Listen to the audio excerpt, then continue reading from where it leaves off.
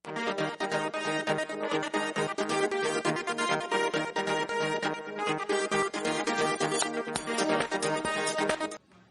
Friends, welcome to alight coding.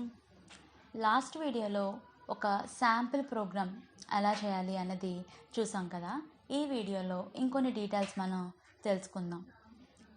అవి ఏంటి అంటే కామెంట్స్ అన్నవి ఏంటి, జావాలో ఎలా ఎలా మనం కామెంట్స్ పెట్టాలి, అసలు కామెంట్స్ వల్ల మనకి యూజ్ ఉందా అని అంటే మనకి కామెంట్స్ వల్ల చాలా యూజ్ అయితే ఉంది.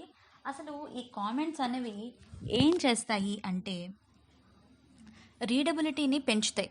ఇప్పుడు మనం ఒక ప్రోగ్రామ్ని రాసాం, నేను ఇవాళ రాశాను ఒక ప్రోగ్రామ్ని, ఒక 2 years వరకు మళ్ళీ నాకు ఆ ప్రోగ్రామ్ని చూసే అవసరం లేదు. ఆ తర్వాత నేను చూశాను, అప్పుడు నేను దేనికోసం ఏ లాజిక్ రాశాను, ఏ వేరియబుల్స్ యూజ్ చేశాను, ఏది ఎందుకోసం యూజ్ అవుతుంది అనేది మనకి ఒక ఇన్ఫర్మేషన్ అనేది కావాలి కదా. ఆ ఇన్ఫర్మేషన్ అంతటిని కూడా మనం ప్రోగ్రాంలో మనం పెట్టుకుంటాం. ఆ విధంగా మనకి యూజ్ అవుతుంది కామెంట్స్. ఆ విధంగానే కాకుండా ఇప్పుడు నేను రాసుకున్నాను ఈ ప్రోగ్రామ్ని, టీంలోని అందరికీ కూడా యూజ్ అవుతుంది కదా. ఇప్పుడు నేను ప్రోగ్రామ్ అంటే నా కోసం రాసుకోను కదా, నా ప్రాజెక్ట్కి కావాలి. ఆ ప్రాజెక్ట్ కోసం కొంత కోడింగ్ అనేది చేస్తున్నాము. ఇది అందరికీ కూడా కలిపిన విషయం. నేనేదో రాసేసాను ప్రోగ్రామ్ని, అది నాకే అర్థమవుతుంది. ఇప్పుడు ఇంకొక టీమ్మేట్ వచ్చి ఈ ప్రోగ్రామ్ని ఏదో చూసుకున్నాడు, తన కోడ్లో తనకు అవసరం అవుతుందని చెప్పి, తనకు అర్థం అవ్వదు కదా.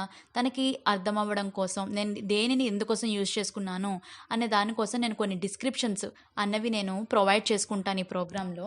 దానినే మనం కామెంట్స్ అని అంటాం. ఆ కామెంట్స్ అనేవి ఏంటి అంటే మనకి ఎగ్జిక్యూట్ అవ్వవు. అది ఎవరి కోసము అనేది యూజర్స్ కోసం, ఎవరైతే తర్వాత లేటర్ యూజ్ చేసుకోవాలనుకుంటారో వాళ్ళకి యూజ్ అవుతుంది. అయితే మనకి ఈ జావాలో కామెంట్స్ ఎలా ఉంటాయి అంటే /*, ఈ విధంగా మనం కామెంట్స్లో పెడతాం. ఎలాగా అంటే ఇప్పుడు నేను ఇక్కడ రాస్తున్నాను చూడండి, this is my first program in Java. ఇంకా నేను ఏం రాద్దాం అనుకుంటున్నాను, నేను రాసుకుంటున్నాను కదా నా programmer name. Okay, programmer name Alekhya రాసేసాను. ఇది లాంగ్ ఏదైనా మీకు నచ్చింది, మీరు ఏది రాసుకోవాలనుకుంటే అది రాసుకోవచ్చు. నేను ఇది జావాలో ప్రోగ్రామ్ రాస్తున్నాను కాబట్టి లాంగ్వేజ్ జావా అని నేనైతే పెట్టేసుకున్నాను. ఇంకేం రాస్తున్నాను, ఇది ఏ రోజు రాస్తున్నాను, డేట్ కూడా నాకు కావాలి అనుకున్నాను అనుకో, డేట్ మీరు ఇక్కడ ఏ రోజైతే మీరు పెట్టుకుంటున్నారో మీరు ఆ విధంగా రాసుకోవచ్చు. ఇప్పుడు మీకు చెప్తాను, ఇదంతా రాస్తారు. ఇది ఇన్ఫర్మేషన్ నేను ఇద్దాం అనుకుంటున్నాను. ఇప్పుడు మీరు ఏం చేస్తారు అంటే క్లోజ్ చేయాలి. కామెంట్ని స్టార్ట్ చేసాం కదా, మీరు ఎండ్ చేయాలి కదా. ఈ విధంగా కామెంట్స్ని స్టార్ట్ చేసి ఎండ్ అనేది మీరు చేయాలి. చూసారా, /* అనేది కామెంట్ స్టార్ట్ చేయడం కోసం, */ అనేది కామెంట్ ఎండ్ చేయడం కోసం. ఈ విధంగా మనం జావాలో కామెంట్ రాస్తాం. ఈ కామెంట్ని ఏమంటారంటే మల్టీ లైన్ కామెంట్స్ అంటాం. మోస్ట్ ఆఫ్ ద టైం మనం ఈ మల్టీ లైన్ కామెంట్స్ అనేది యూజ్ చేస్తాం. ఓకేనా. ఇప్పుడు చూడండి ఈ ప్రోగ్రాము, దీనివల్ల మీకు ఎవరికైనా ఏమైనా తెలుస్తుందా అంటే వాళ్ళకి ఏమర్థమవుతుంది, ఇది ఒక చిన్న సింపుల్ ప్రోగ్రాము, వాళ్ళు ఫస్ట్ ప్రోగ్రామ్గా రాసుకున్నారు, ఎవరో అలేఖ్య అంట రాసింది, జావా లాంగ్వేజ్లో రాసుకున్నారు, పర్టికులర్ డేట్ని రాసుకున్నారు అని ఒక కొంత ఇన్ఫర్మేషన్ అనేది వాళ్ళకి వెళ్ళింది. అసలు కామెంట్స్ లేకపోతే వాళ్ళకి ఇన్ఫర్మేషన్ అనేది వాళ్ళకి వెళ్ళదు కదా. ఈ విధంగా కామెంట్స్ అనేవి మనకి యూజ్ అవుతాయి. ఇంకొక రకంగా కూడా యూజ్ అవుతాయి. అవి ఏంటి అంటే ఇప్పుడు చూడండి, ఇక్కడ మనకి తెలుసు మెయిన్ మెథడ్లో నేను 2 lines, ఇది సేమ్ ప్రోగ్రాము మనం లాస్ట్ టైం వాడిందే. ఇక్కడ నేను 2 statements ఏవో రాసుకున్నాను, welcome to alight coding, happy coding అని చెప్పి. నేను ఇది ఎవరికి డిస్ప్లే చేయాలనుకోవట్లే కొంత టైం లేదా కొన్ని రోజుల పాటు. నేను ఏం చేస్తానంటే దీన్ని ఈ విధంగా చేయొచ్చు. ఇక్కడ చూసారా, ఇక్కడ నేను ఏం పెట్టాను, ఇది ఏంటి 2 slashes.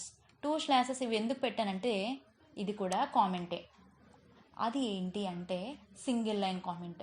ఒకే ఒక్క లైన్లో ఉన్నదాన్ని నువ్వు కామెంట్లో పెట్టాలనుకుంటున్నావు, అప్పుడు నువ్వు /* పెట్టాల్సిన అవసరం లేదు. సింపుల్గా 2 slashes యూజ్ చేస్తే సరిపోతుందన్నమాట. లేదు నేను ఆ /* నేను వాడుకుంటాను అంటే ఆ విధంగా కూడా మనం పెట్టుకోవచ్చు. దానివల్ల ప్రాబ్లం అయితే లేదు. సింపుల్సిటీ కోసం ఈ విధంగా మనమైతే పెట్టుకున్నాం అనమాట. మీకు ఇప్పుడు ఏమర్థమయ్యాయి, 2 types ఆఫ్ కామెంట్స్ ఉంటాయి కదా, single line comments, multi line comments. Multi line comments అంటే ఎన్ని లైన్స్ ఆఫ్ కామెంట్స్ అయినా మీరు ఈ /* మధ్య రాసేసి కామెంట్ చేసేయచ్చు. లేదు నేను సింగిల్ లైన్కి పెట్టుకుంటే చాలా అనుకుంటే మీరు ఇలా 2 slashes ఇస్తే సరిపోతుంది.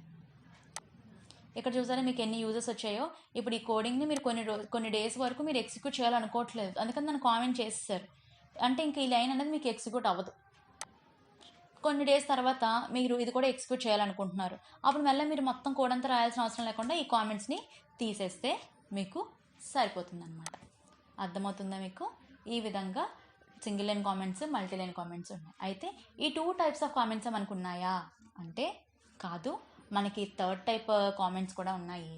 అవి ఏంటి అంటే డాక్యుమెంటేషనల్ కామెంట్స్ అని అంటారు. డాక్యుమెంటేషనల్ కామెంట్స్ ఎలా ఉంటాయి అంటే అవి స్లాష్ డబుల్ యాస్ట్రిచ్తో మనకి స్టార్ట్ అవుతాయి, యాస్ట్రిచ్ అండ్ స్లాష్తో ఎండ్ అవుతాయి. వాటిని ఏమంటామంటే డాక్యుమెంటేషనల్ కామెంట్స్ అని అంటాము. ఇగో ఇలా ఉంటాయి అన్నమాట డాక్యుమెంటేషనల్ కామెంట్స్. చూసారా, స్లాష్ 2 యాస్ట్రిచ్ సింబల్స్, ఎండింగ్ మాత్రం సేమే యాస్ట్రిచ్ స్లాష్ అన్నదే వస్తాయి. నేను ఏపీఐ డాక్యుమెంట్స్ అనే వాటికి ఇది బాగా యూజ్ అయితే అవుతాయి. ఏపీఐ డాక్యుమెంటేషన్ కోసం యూజ్ అవుతాయి. ఏపీఐ డాక్యుమెంట్స్ కోసం మనకి ఒక స్పెసిఫిక్ టూల్ ఉంటుంది, జావా డాక్ టూల్ అని చెప్పి ఉంటుంది. ఆ జావా డాక్ టూల్ని యూజ్ చేసుకుని ఏదైతే ఇప్పుడు ఎగ్జాంపుల్ డాట్ జావా అనే ఒక ప్రోగ్రామ్ ఉంది కదా, ఈ ప్రోగ్రామ్కి ఒక ఏపీఐ ఫైల్ని జనరేట్ చేస్తారు. ఏపీఐ ఫైల్ అంటే ఏంటంటే మీరు సింపుల్గా గుర్తుంచుకోవచ్చు, ఇది ఒక హెల్ప్ ఫైల్ అన్నమాట. ఆ హెల్ప్ ఫైల్ ఎవరికి అంటే ప్రోగ్రామర్స్కి కానీ యూజర్స్కి కానీ యూజ్ అవుతుంది. ఇంతకీ హెల్ప్ ఫైల్లో ఏముంటుంది అంటే మనం ప్రోగ్రాంలో ఎన్ని మెథడ్స్ అయితే వాడామో, అవి ఎందుకు వాడాము, ఏ పర్పస్ కోసం వాడాము, ఏ వేరియబుల్స్ వాడుతున్నాము వేటి కోసం, ఏ మెథడ్స్ అవి ఎలా ఏ యాక్షన్స్ని పర్ఫామ్ చేస్తున్నాయి, ప్రతిదీ అనమాట. ప్రతి దానికోసం మీరు డిస్క్రిప్షన్ ఏదైతే మీరు ఈ డాక్యుమెంటేషన్ కామెంట్స్ యూజ్ చేసి రాస్తున్నారో వాటన్నింటినీ అదొక మంచి డిస్క్రిప్షన్స్ లాగైతే డిస్ప్లే చేస్తుంది. దీనివల్ల ప్రోగ్రామర్స్, యూజర్స్ ఆ మెథడాలజీని, మెథడ్స్ని ఎందుకోసం వాడుతున్నారో తెలుసుకుని వాళ్ళు ఈజీగా వాళ్ళ ప్రోగ్రామ్స్లో యూజ్ చేసుకోవచ్చు, అప్లై చేసుకోవచ్చు అనమాట. ఈ విధంగా మనకి ఈ జావా ఏపీఐ అనేది మనకి ఒకటి ఉంటుంది. దాని గురించి కూడా తర్వాత తెలుసుకుందాం. ఇప్పుడు మీకు ఏంటంటే ప్రతిదీ కూడా కొద్దిగా ఐడియా అయితే రావాలి ఏది ఎలా ఉంటుంది అని. మీకు ఇప్పుడు అర్థమైంది కదా, 3 టైప్స్ ఆఫ్ కామెంట్స్ ఉన్నాయి, single line comments, multi line comments, documentational comments. ఓకేనా? ఇంకొక చిన్న కాన్సెప్ట్ మనం చూద్దాము. దీనికోసం మీకు ఏం తెలియాలి అంటే మనం సి లాంగ్వేజ్లో ప్రోగ్రామ్ స్టార్ట్ చేసే ముందు ఫస్ట్ ఒకటి రాస్తాం కదా, అది మీకు గుర్తుందా? ఏం రాస్తాం? #include stdio.h ఇలా రాస్తాం. ఇదేంటి? హెడర్ ఫైల్ కదా. ఇది ఎందుకు రాస్తున్నాం అంటే మనం సి ప్రోగ్రాంలో ప్రింట్ఎఫ్, స్కాన్ఎఫ్ అనే ఫంక్షన్స్ని వాడతాము. ఆ ఫంక్షన్స్కి సంబంధించిన కోడ్ ఏదైతే ఉందో అది హెడర్ ఫైల్లో ఉంది, అందుకని దీన్ని అటాచ్ చేస్తున్నాం. దానివల్ల మనకి ఎర్రర్స్ రావు, ఆ ఫంక్షన్స్ అన్నింటినీ మనం యూజ్ చేసుకోగలము అని కదా. అలా అయితే జావాలో అలాంటిది ఏం లేదా అని అంటే మనకి జావాలో కూడా ఒకటి ఉంది. దాన్ని మనం ఏంటంటామంటే ఇంపోర్ట్ స్టేట్మెంట్స్ అని చెప్పి అంటాం. ఈ #include stdio.hలో మనకి ఒక పెద్ద డిసడ్వాంటేజ్ ఉంది, గుర్తుందా మీకు? అది మనం ప్రీవియస్ వీడియోలో మాట్లాడుకున్నాం. సిలో మనం ప్రోగ్రామ్ ఎగ్జిక్యూట్ చేసేటప్పుడు మనం రాసే ప్రోగ్రామ్ 20 లైన్సే ఉన్నా కూడా ఈ హెడర్ ఫైల్లో ఉన్న కోడ్ అంతా కూడా మన ప్రోగ్రాంలోకి కాపీ అయిపోతుంది. దానివల్ల ఏమవుతుంది, ఇప్పుడు హెడర్ ఫైల్లో 500 లైన్స్ కోడ్ ఉంటే మనం రాసిందో 20 lines code 520 lines of code అయిపోతుంది. దానివల్ల మెమొరీ వేస్టేజ్ ఉంటుంది, ప్రాసెసర్ టైం కూడా మనకి వేస్ట్. వీటన్నింటినీ ఓవర్కమ్ చేస్తూ ఒక స్ట్రాంగ్ మెకానిజం అన్నది మనకి జావాలో ఉంది. అదే మనకి ఇంపోర్ట్ స్టేట్మెంట్స్. అర్థమైందా? ఈ #include stdio.h బదులు మనం ఆ ఇంపోర్ట్ స్టేట్మెంట్స్ని వాడతాం, సేమ్ ఫంక్షనాలిటీలానే. మీరు ఆ క్లాస్లో ఎటువంటి మెథడ్స్ని, ఏ మెథడ్స్ని వాడుతున్నారో ఆ మెథడ్స్కి సంబంధించిన ప్యాకేజెస్ని ఇంపోర్ట్ చేసుకోవాలి. జావాలో ప్యాకేజెస్ని ఇంపోర్ట్ చేసుకోవాలి, సిలో ఏం చేస్తాం? హెడర్ ఫైల్స్ని ఇంక్లూడ్ చేసుకుంటాం కదా, సేమ్ అలానే ప్యాకేజెస్ని ఇంపోర్ట్ చేస్తాం. ఇంపోర్ట్ బాగుంది. ఇంపోర్ట్ ఏ ప్యాకేజ్ని నేను ఇంపోర్ట్ చేయాలి అంటే ఇక్కడ చూడండి, ఈ ప్రోగ్రాంలో మనం ఏం వాడుకున్నాం? system.out.println ఈ మెథడ్స్ వాడుకున్నాం కదా. ఇవి ఎక్కడ ఉంటాయి అంటే ఒక ప్యాకేజ్లో ఉంటాయి అనుకున్నాం. ఆ ప్యాకేజ్ ఏంటి అంటే ఇంపోర్ట్ java.lang. lang అనేది ప్యాకేజ్ నేమ్. ఓకేనా? దానిని నేను ఇంపోర్ట్ చేస్తున్నాను. ఇది మనకి ఇంపోర్ట్ చేసుకునే సింటాక్స్ అనమాట. ఇంపోర్ట్ java.lang.star ఇదంతా ప్యాకేజ్. ఓకే, ఈ ప్యాకేజెస్ ఎక్కడ ఉంటాయి అంటే జావా లైబ్రరీలో మనకి ఈ ప్యాకేజెస్ అన్నీ ఉంటాయి. ఈ ప్యాకేజెస్లో ఏముంటాయి అంటే క్లాసెస్ అండ్ ఇంటర్ఫేసెస్ అనేవి ఉంటాయి. మీకు ఇంటర్ఫేసెస్ అనేది కొద్దిగా కొత్త వర్డ్ కదా, తర్వాత మనం దీనికోసం చూద్దాము. ఈ ఇంటర్ఫేసెస్ కూడా దాదాపుగా కొద్దిగా క్లాస్కి సిమిలర్గానే ఉంటాయి. ఈ క్లాసెస్ అండ్ ఇంటర్ఫేసెస్లో ఏముంటాయి మీకు తెలుసు కదా, మెథడ్స్ ఉంటాయి. ఓకే, అంటే మనం రాసే ప్రోగ్రాంలో ఏ మెథడ్స్ని అయితే వాడాలనుకుంటున్నామో వాటికి సంబంధించిన క్లాసెస్ని మనం ఇంపోర్ట్ చేసుకోవాలి. ఇక్కడ చూసారా నేను ఏం రాశాను, ఇంపోర్ట్ java.lang. లాంగ్ అనేది ఏంటి, ఆ ప్యాకేజ్ నేమ్ అన్నాను కదా.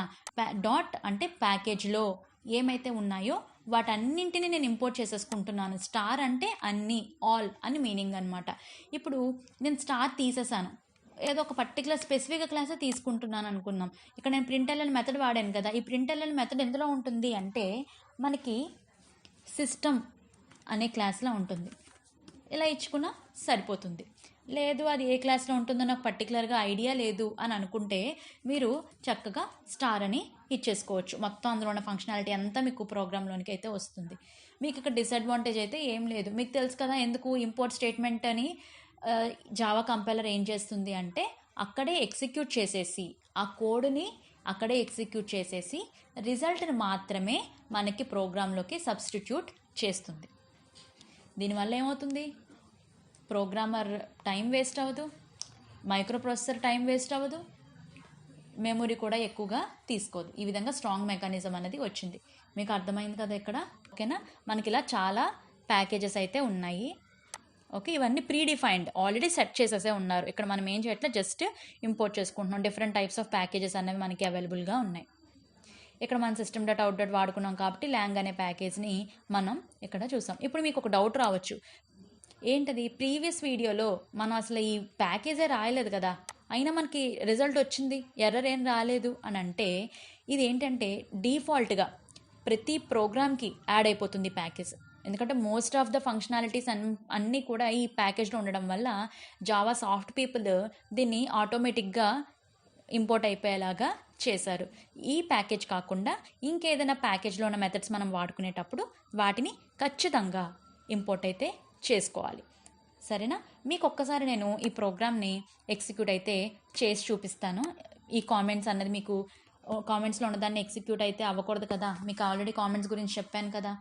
అదేవిధంగా మీకు ఇది ఎలా ఎగ్జిక్యూట్ చేయాలో కూడా తెలుసు. సో ఫాస్ట్గా చూసేద్దాం. కమాండ్ ప్రాంప్ట్ నేను ఓపెన్ చేసుకున్నాను, డీలోకి వెళ్ళాను, తర్వాత నేను ఎక్కడ సేవ్ చేసుకున్నానో అందులోకి అయితే వెళ్ళిపోయాం. ఇప్పుడు ఏం చేద్దాం, రన్ అయితే చేసేసుకోవచ్చు. రన్ ఎలా చేయాలి, Java C space example.java example.java ఇవ్వాలా, ఇంకేమి ఇవ్వకూడదా అంటే ఏవి ఇవ్వకూడదు.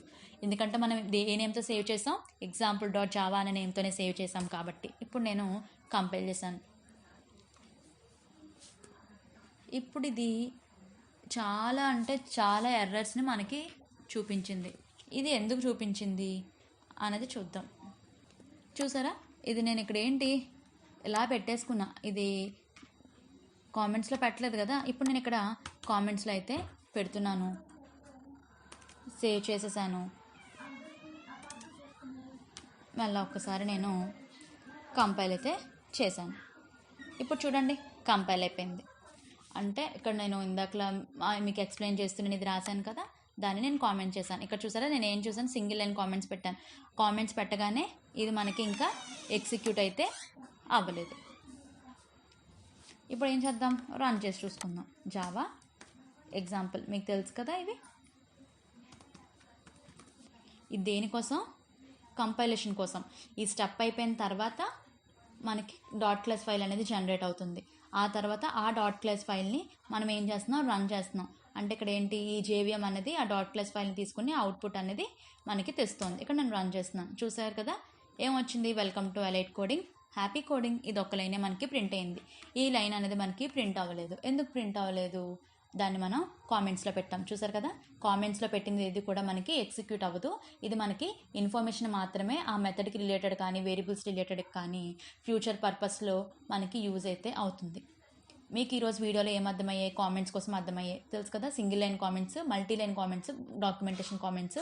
అదేవిధంగా మనం ఈ ఇంపోర్ట్ ఎలా చేసుకుంటున్నాం, ఎందుకు చేసుకుంటున్నాం కూడా అర్థమైంది కదా. అది ఫ్రెండ్స్ ఈరోజు ఈ వీడియోకి.